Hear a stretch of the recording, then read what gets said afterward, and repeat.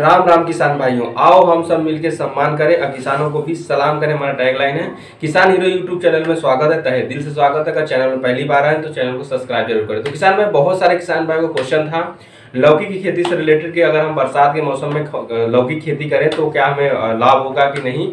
तो हम बता दें किसान भाइयों, बहुत सारा क्वेश्चन किसान भाइयों का था।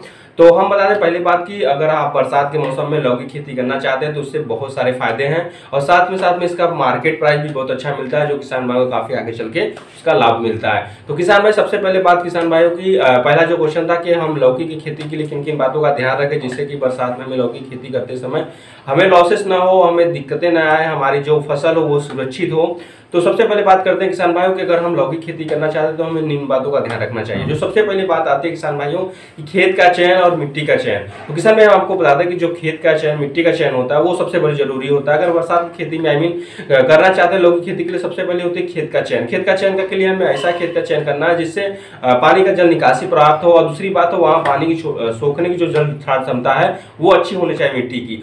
और कुछ किसान भाई ऐसे करते हैं कि जो बरसात के सीजन में जो लौकी की खेती करना चाहते हैं लेकिन खेत का चयन प्रॉपर तरीके से नहीं कर पाते, जल निकासी उनके खेत में अच्छी नहीं होती और जो जल धारण क्षमता होती है वो अच्छी नहीं होती, बरसात का पानी उनके खेत में ही रुका रहता है जिसकी वजह से उनकी फसल नष्ट हो जाती है और किसान को काफी नुकसान झेलना पड़ता है। तो किसान भाई, इस बात का हमेशा ध्यान रखें कि जो खेत और मिट्टी का चयन होता है वो प्रॉपर तरीके से करें और मिट्टी कोई भी हो सब में फसल हो जाती है लौकी की। अगर बलुई दोमट मिट्टी आपको मिल जाती है किसान भाई तो उसमें प्रोडक्शन बढ़ जाता है। आम कंपेयर जो मिट्टी की होती है उसके कंपेयर बलुई दोमट मिट्टी में जो आपका प्रोडक्शन है वो लौकी का बढ़ जाता है। इसलिए प्रेफरेंस ज्यादा किसान भाई करें कि बलुई दोमट मिट्टी का ही यूज करें और जल निकासी जहां वहीं खेत का चयन करें। उसके बाद आती है किसान भाइयों की कि हम उसकी जुताई के लिए किन किन बातों का ध्यान रखें और जुताई से पहले अगर कोई फसल हम लगाएं तो उसको किन किन उसके खरपतवारों से रिलेटेड जितनी सारी चीजें होती हैं उसको कैसे मैनेज करें। तो बता दें किसान भाई, सबसे बड़ी बात होती है कि अगर कोई फसल आप लगा चुके हैं तो फसल को उसको काट के उसके खेत में से जो खरपतवार है लगभग उसको बाहर कर लीजिए। उसके बाद हीरो से उसकी 2 जुताई करवा दें, मिट्टी पलट हर से कम 2 बार जुताई। उससे क्या होता है कि जो आपकी फसल है उसकी जो जड़ें हैं और अगली फसल की वो मिट्टी में धंस जाएगी और जितने जो खरपतवार हैं वो भी दब जाएंगे, जिसकी वजह से फिर और खेत में जो धूप 1-2-4 दिन धूप लगने के बाद आप एक बार रोटावेटर से उसकी जुताई कर दें जिससे खेत भुरभुरी हो जाए। उसके बाद बात करते हैं किसान भाई, जब इसकी बुआई का जो सही समय होता है उसकी क्या है। तो हम बताते हैं किसान भाई, जो बुआई का सही समय होता है इसकी जो अगर अगेती किस्म करना चाहते हैं तो 15 मई के बाद इसकी बुआई कर सकते हैं।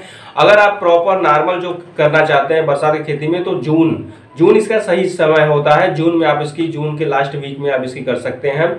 और बात करते हैं पछेती किस्म की, अगर पछेती में किस्म की भी करना चाहते हैं तो आप जुलाई के लास्ट वीक में कर सकते हैं और अगस्त के फर्स्ट वीक तक कर सकते हैं। तो किसान भाई, इस बात का ध्यान रखें। और सबसे अच्छी बात हम बता दें किसान भाई, बरसात की खेती में अगर लौकी खेती करना चाहते हैं तो इसमें सबसे बड़ी बात होती है कि आप जो मौसम होता है उसके अकॉर्डिंग ही आप बुआई करें। बहुत सारे किसान भाई बताते हैं बहुत अधिक टेम्परेचर होता है, अगर हम उसमें बुआई करें तो हमारा जमाव की जो संख्या होती है वो रेट होता है वो घट जाता है। और अगर मौसम नॉर्मल टेम्परेचर है जो मतलब कि लगभग 30 डिग्री से 40 डिग्री के बीच में तो 100 फुट सर्वाइव कर लेता है, उसमें अंकुरण हो जाता है। लेकिन टेम्परेचर उससे ज्यादा हो जाता है तो अंकुरण होने में पौधों का काफी दिक्कतें होती है जिससे पौधे सूख जाता है। इसलिए किसान भाई से निवेदन है कि वो मौसम के अकॉर्डिंग ही अपनी टाइमिंग को करे। ऐसा नहीं कि जो मैं बताऊं कि मई के लास्ट वीक में आप करें तो अगर बहुत ज्यादा टेम्परेचर, बहुत ज्यादा लू चल रहा है उस समय तो आप बुआई ना करें। उस समय मौसम में थोड़ा सा परिवर्तन हो रहा है तभी आप उसकी बुआई करें लौकी की।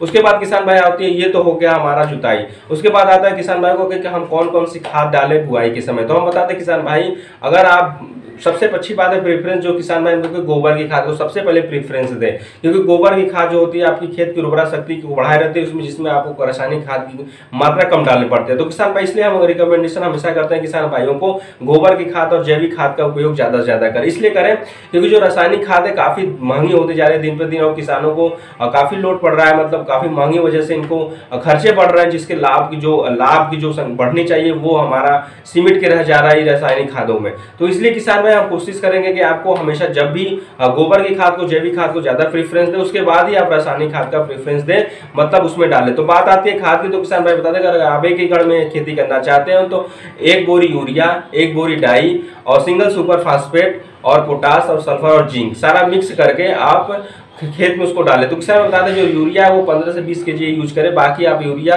पौधे के जब विकास होगा उसके बाद 1 महीने बाद यूज करना है। बाकी आप डीपी यूज करें, single super phosphate, monosulphate, zinc, sulphur सब मिक्स करके खाद आप प्रॉपर तरीके से खेत में कर दे। उसके बाद उसकी जुआई और उसके बाद बताया किसान अगर बरसात की खेती में करें तो ये किसान भाई बहुत हमेशा गलती करते हैं जो मेड़ी जो उसकी होती है वो उसकी हाइट थोड़ी कम बेसी कर सकते हैं, लेकिन किसान भाई इसमें थोड़ी गलती ये करते हैं कि जिनके खेत में पानी थोड़ी रुकता हो, जिनके यहाँ ज़्यादा बरसात होती हो, तो किसान भाई उसकी जो मेड़ी की हाइट है वो थोड़ा बढ़ा ले मेड़ी की। तो हम इसलिए बता रहे हैं किसान भाई, अगर ज़्यादा वर्षा हो तो कभी कभी होता है मेड़ी डूब जाती है। अगर आप छोटे उसकी हाइट लेंगे तो हालांकि वो डूब जाएगी। इसीलिए आप कोशिश करें कि अगर आपके यहाँ ज़्यादा बरसात हो रही हो, आपके जल निकासी की थोड़ी दिक्कत हो या तो फिर आपके खेत से पानी जल्दी जल्दी नहीं निकल पाता, तो आप इस बात का हमेशा ध्यान रखें जो मेड़ी आप नरबंदी बना रहे हैं उसकी हाइट थोड़ा सा हाइट ले लें, क्योंकि ज़्यादा वर्षा होने के बाद मेड़ी डूबे नहीं, जिससे आपका पौधा सेफ रहे।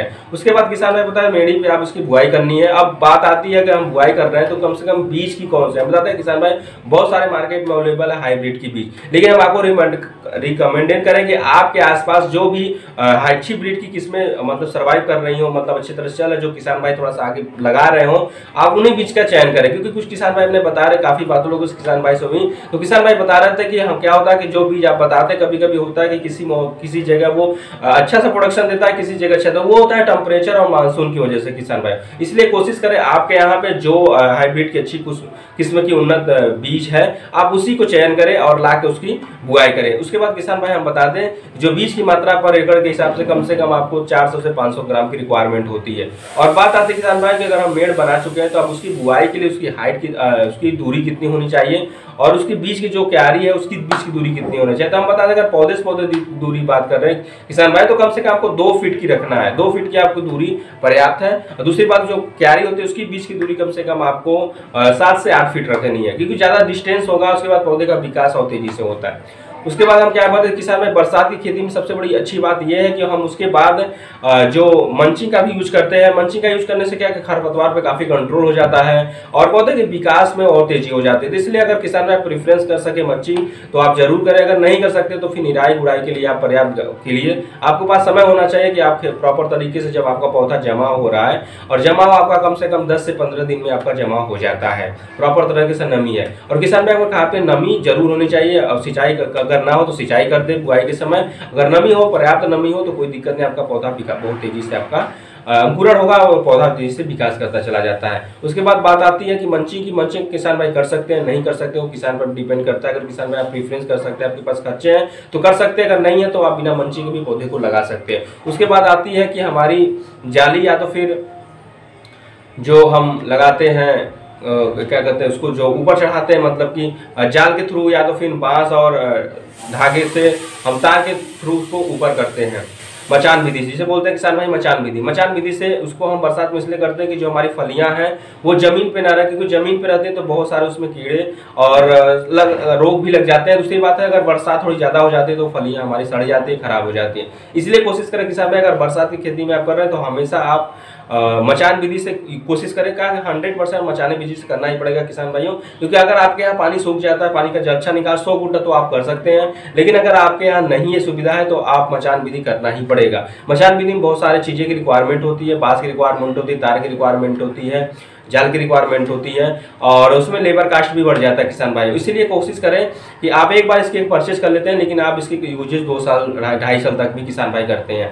लेकिन मंचिंग से आपको फायदे बहुत सारे हैं, फलियां भी एक भी खराब नहीं होती, अच्छा प्रोडक्शन आता है और फलियां प्रॉपर तरीके से ग्रोथ करी चली जाती है, बरसात कितना भी हो कोई प्रभाव नहीं पड़ता। इसलिए किसान भाई आप हमेशा कोशिश करें।